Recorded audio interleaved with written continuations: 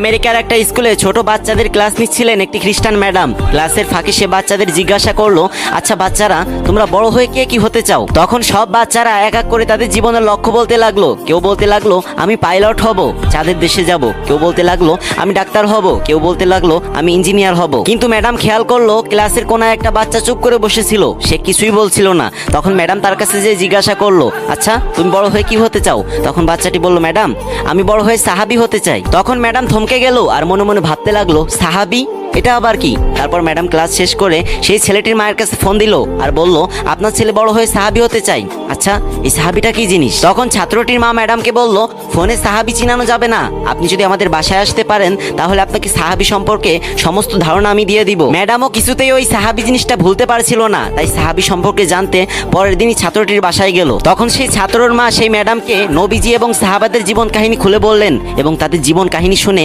সেই খ্রিস্টান ম্যাডামটি ইসলাম ধর্ম গ্রহণ করলেন। কি কেউ সুবহানাল্লাহ বলবেন না?